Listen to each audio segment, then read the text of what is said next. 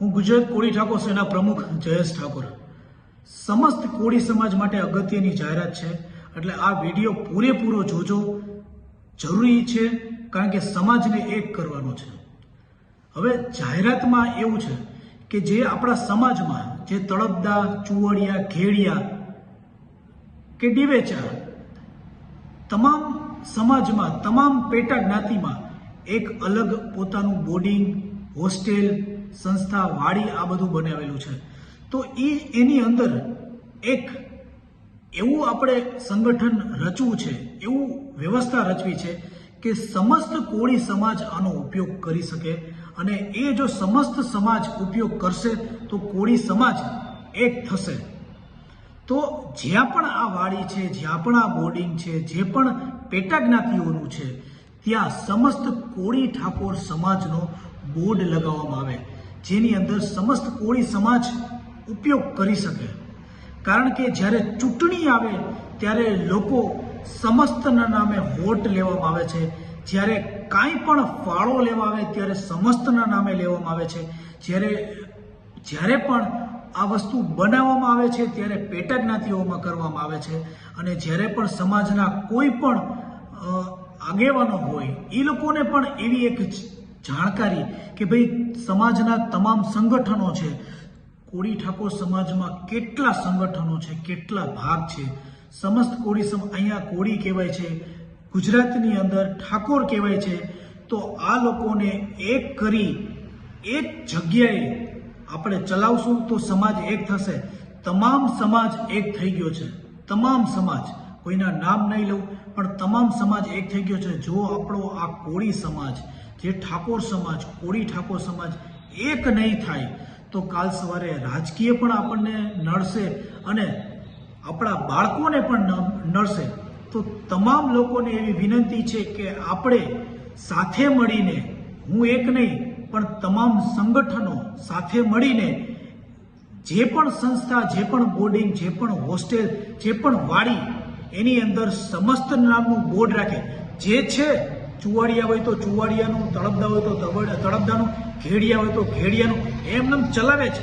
પણ એની સાથે સમસ્ત કોળી ઠાકોર સમાજનું એક બોર્ડ રાખે કે જેનાથી તમામ સમસ્ત કોળી સમાજ એનો ઉપયોગ કરી શકે. અને આની શરૂઆત તમામ સંગઠનોને ભેગા મળી અને કરવાની છે. બધા હરેક વિસ્તારોને, હરેક જિલ્લાની અંદર આ ગોઠવણી કરશું. અને જેની અંદર એવું કોઈ જબરદસ્તી પણ નથી કે જે લોકોને નથી જોડાવું, જે લોકોને એક પેટા જ્ઞાતિનું રાખવું છે તો સમસ્તમાં એને જોડવું જ છે, એવું જરૂરી નથી. જે લોકો ન જોડાવા માંગતા હોય એને આપણે જોડવા પણ નથી.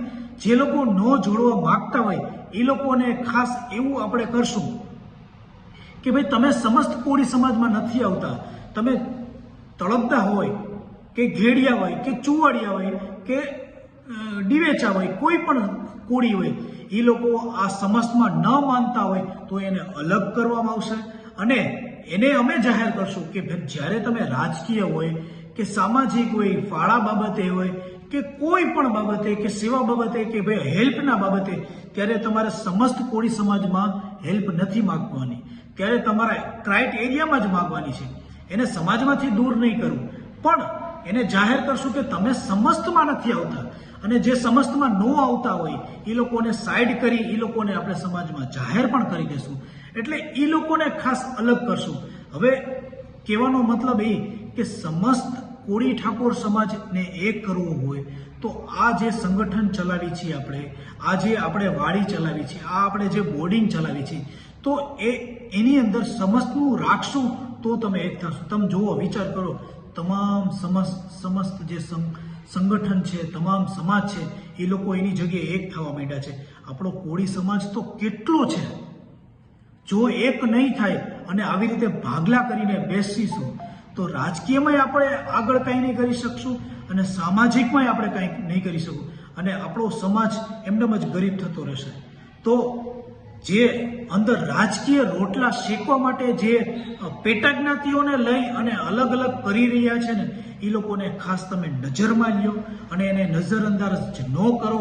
એને તમે જે લોકો અલગ કરી રહ્યા છો એને અલગ કરાવો. એની ના નથી કે જે આપણામાં નથી જોડાતા તો એને જબરદસ્તી જોડો. ના, એ જબરદસ્તી આપણે નથી જોડવા, ભલે અલગ રહીએ, પણ સમસ્તના નામે ચાલશું તો સમાજનો વિકાસ થશે. ખાલી ચૂંટણી ટાઈમે સમસ્તના નામે વોટ લેવા આવે છે એ લોકોને તો ખાસ દૂર રાખશું. હા, સમસ્તમાં જોડાઈ જશે તમામ વાડીઓ, તમામ સંગઠનો, તમામ જે પણ છે એ લોકો એકમાં ચાલશે, એની સાથે રહેવું.